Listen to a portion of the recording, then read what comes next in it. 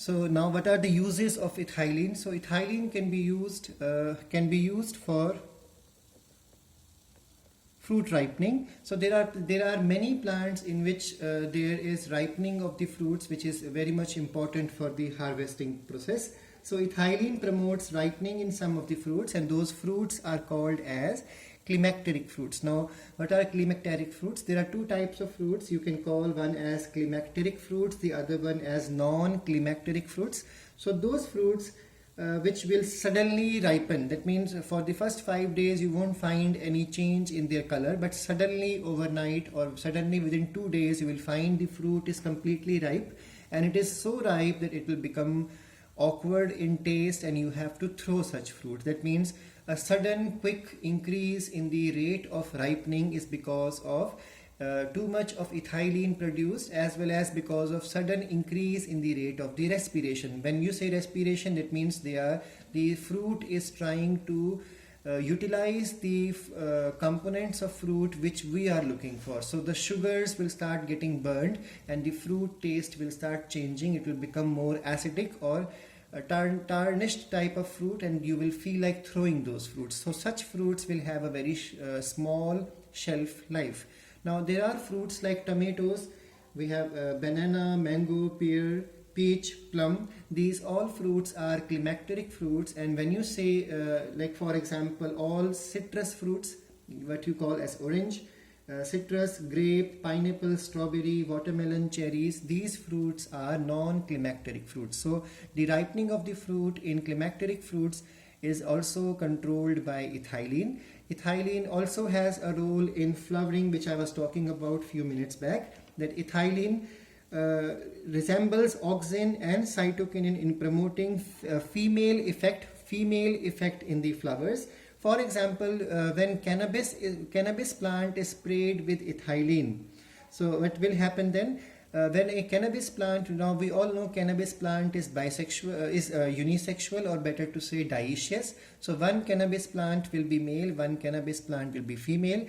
When the male plants are also sprayed with ethylene, they will also become female. That means they will start preparing female flowers. So feminine characters are promoted by ethylene. In the same manner, when a monoecious plant, now monoecious means a plant having two types of flower, male flower and female flower. So let's take example of cucurbit, or what you call cucumbers. In cucumbers you will find when hormone or ethylene is sprayed, even the male flowers will start turning into female flower. What is the benefit of this? More fruits will be there. So this is the use of ethylene. In the same manner, ethylene is responsible for abscission, senescence. To be more precise, ethylene is responsible for falling or shedding of the leaves, shedding of the fruits, shedding of the flowers. And ethylene also helps in breaking the dormancy of different plant organs. So when you talk about tubers, talk about any of the underground stem structure, modified stem structure of 5th chapter of your 11th class. So you have learned that there are some organs which are deep inside the soil, stem modifications. Those structures will become active, or they will come out of dormancy. So the breaking of dormancy of these structures is motivated by ethylene. So when ethylene is sprayed on tubers of potato, they will start sprouting. But remember, if you remember, apical dominance is something which is motivated by ethylene.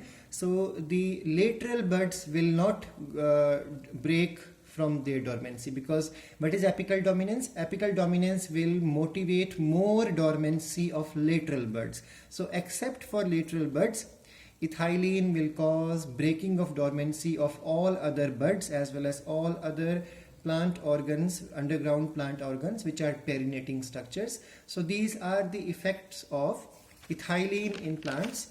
Now let's move over to the next one, and that is the second growth inhibitor, which is called as abscisic acid. Now abscisic acid is also called as a stress hormone.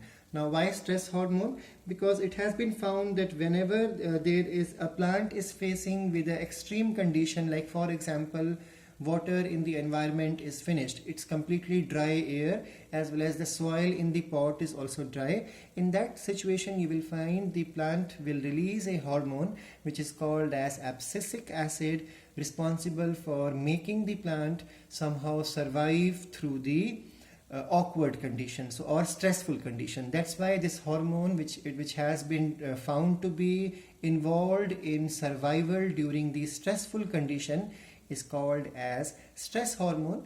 It is also responsible for slowing down the metabolism of plants, so that's why we can call it that it is responsible for prolonging the period of dormancy. That's why this hormone is also called as dormant hormone. It is also called as abscissin because it is responsible for, what is abscission? Abscission means falling of the plant portions like leaf, branch, flower, fruit. When these things fall, the process is called as abscission. So this hormone is also involved with the falling of these structures. That's why this hormone is also called as abscisic acid or abscissin hormone or dormant hormone, otherwise the stress hormone.